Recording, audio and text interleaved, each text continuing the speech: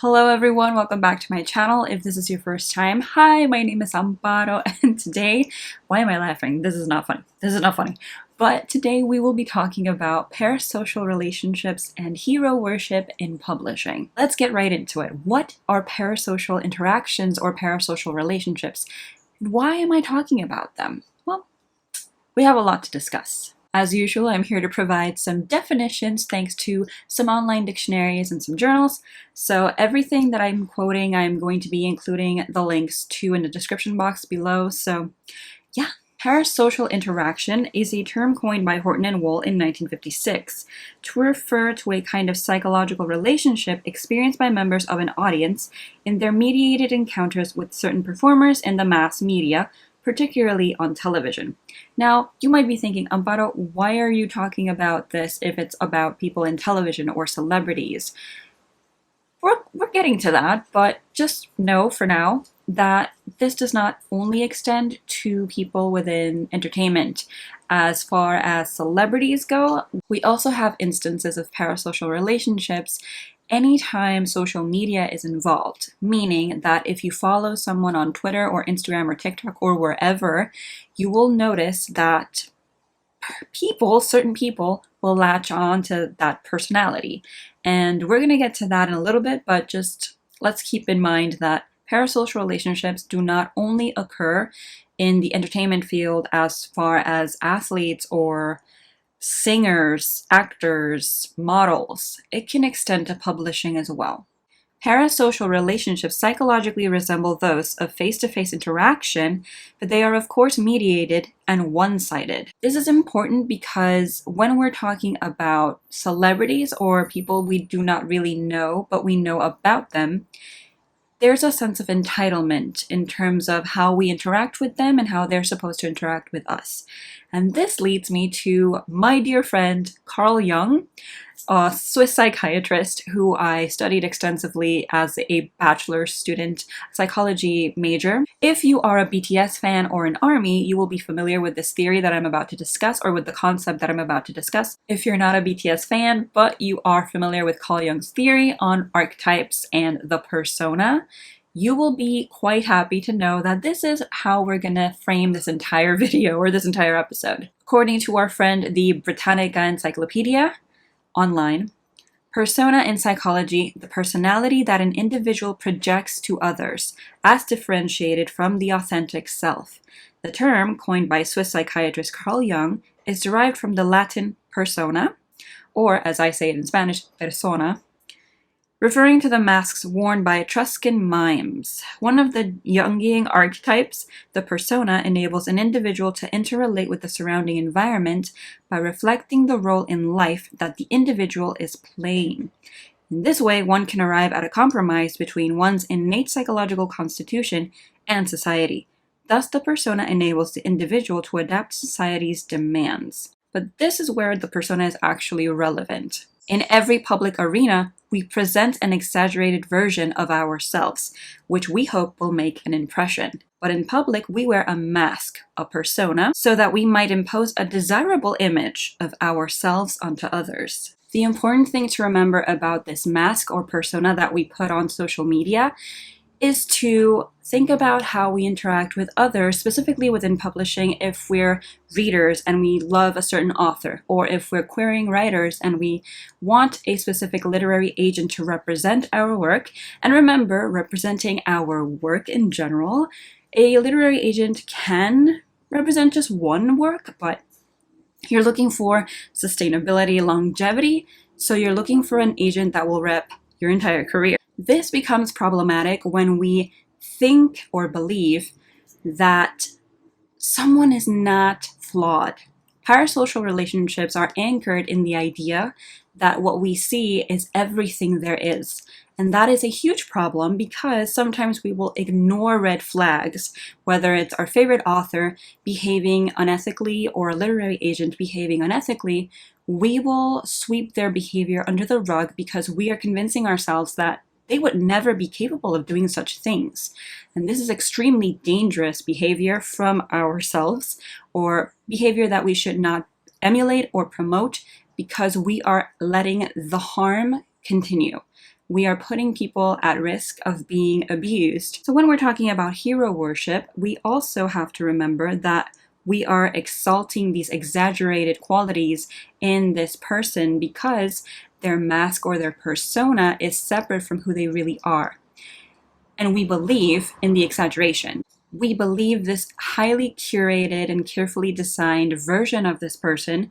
This is the version of themselves they want us to believe in and they want us to support. They don't want us to see the bad side of them. And it's quite interesting because, for example, I, as an author, or as a person who is on Twitter, on book Twitter a lot, or writer Twitter a lot, people will say, "Oh wow, you're so down to earth. Wow, you're so approachable."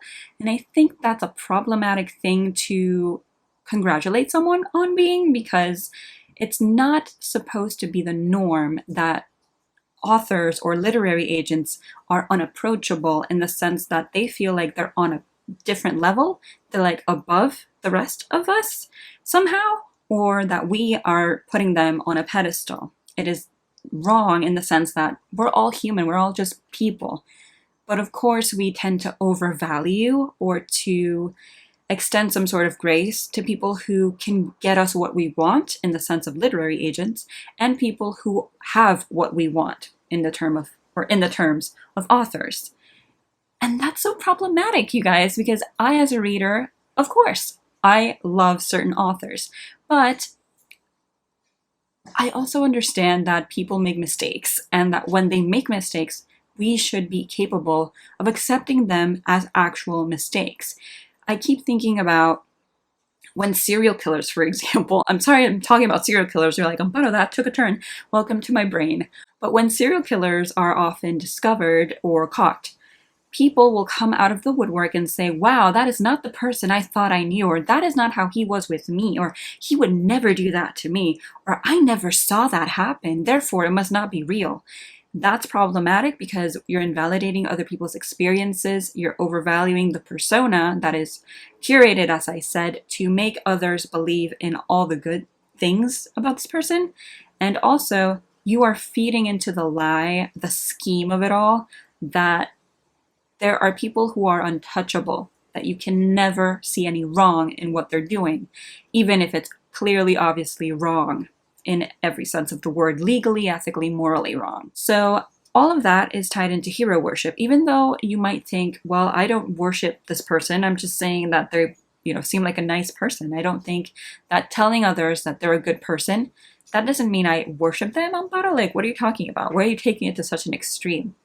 But part of this hero worship mentality and behavior stems from seeing the positive over the negative and immediately questioning those who come up with a negative statement about someone's behavior or personality. An author will have a target audience. They will have readership. This readership can grow over time. It can develop slowly, steadily, or it can just completely combust in 1 second and just be there already, fully formed as a juggernaut of an entity. We stand these people. We think that they're the best just because they wrote something that either reflects our lives, that showcase our truth, our experiences, or that just express how we feel in ways that maybe we didn't even consider possible, or in ways that we wish we could express ourselves and reflect our true selves in literature or on the page. Just because someone is good at what they do or great at what they do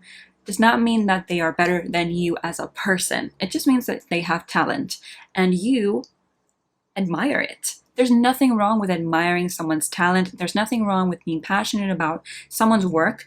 But when it comes to accepting that this person can make mistakes and is flawed and will make mistakes and will mess up many times sometimes, or a few times, it doesn't really matter. The important thing is to remember that idolizing someone because they have what you want, or idolizing someone because they are better at what they do and you also do, it doesn't make the person perfect.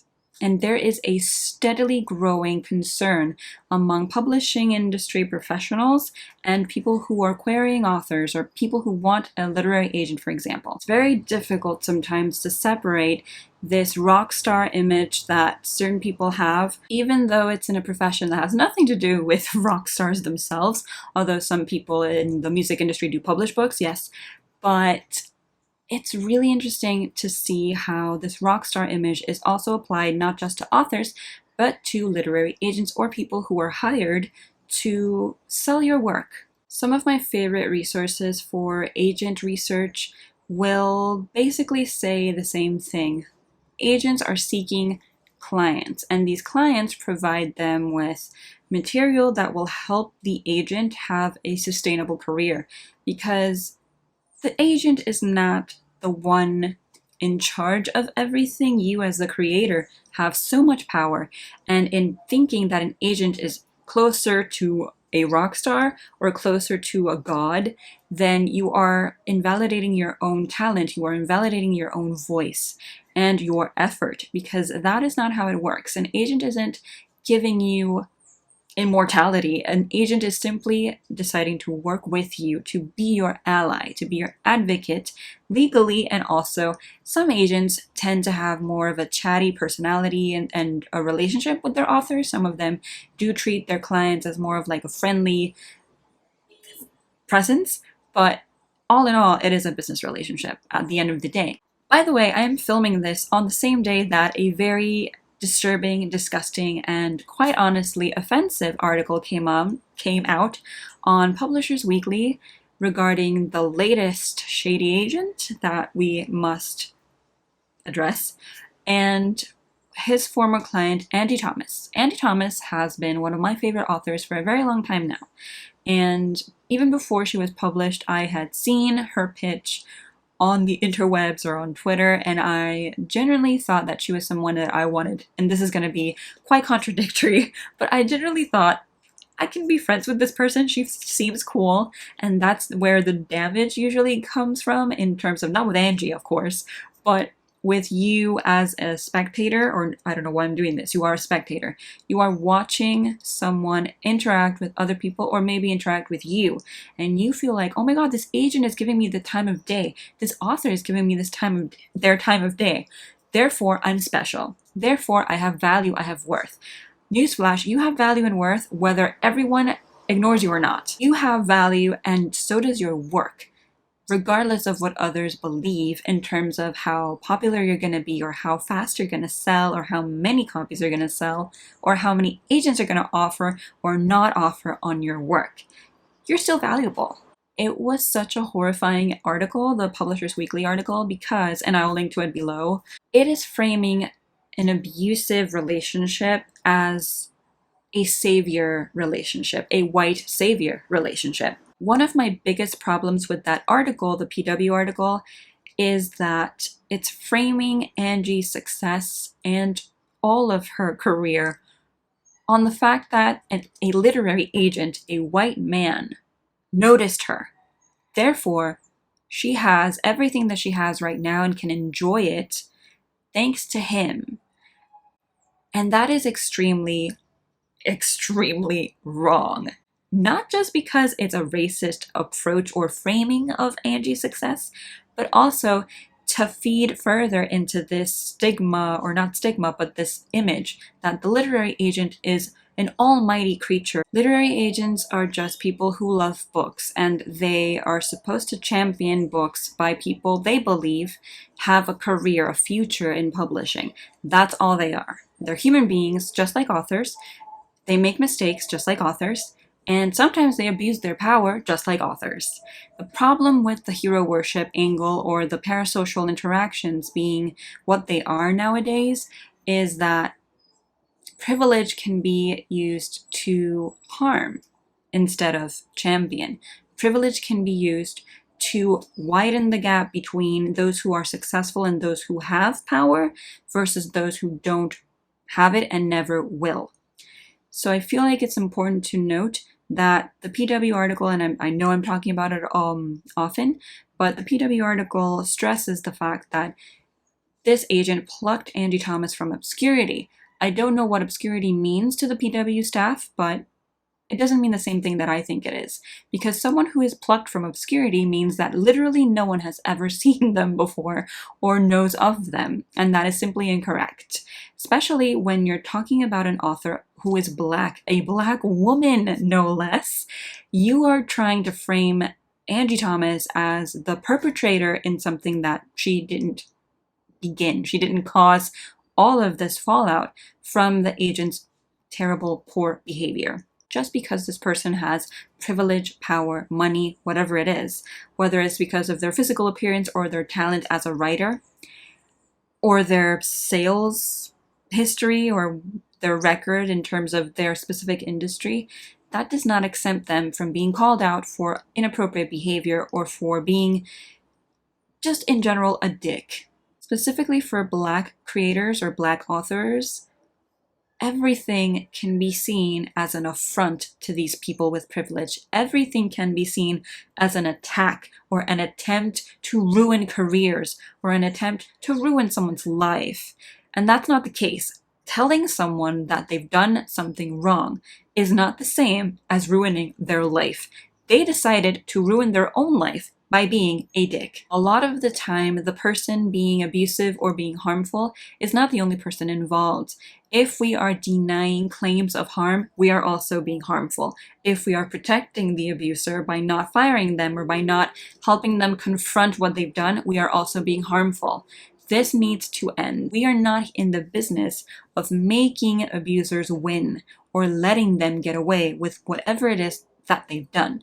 We are in the business of getting books to the people who need them the most. We are here to create a space that is safe and inclusive for all, not to keep widening that gap between the haves and the have-nots, between the white people who want to feed off of the other people, the BIPOC creators' work and their sweat and tears, blood, sweat, and tears.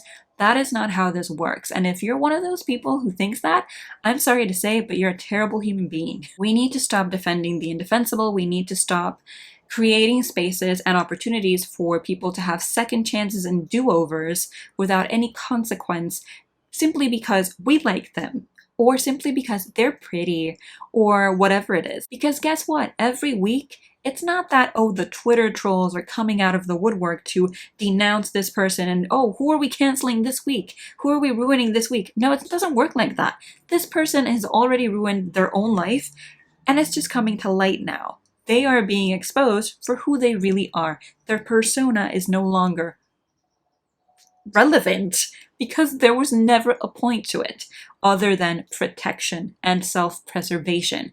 So let's not protect people or let's not help people preserve themselves if they are hurting others. That's basically all I wanted to say today. I'm sure that I will stop filming and think of something else, but maybe that's for another episode. Oh, there goes my rooster friend. Okay. More accountability, less protection of people who are just dicks. I know I keep saying that word, but what else is there to call them? What else is there? Thank you so much for watching. I hope you have a lovely rest of your day or evening whenever it is that you're watching this. I will be seeing you in the next episode. Stay awesome. Bye!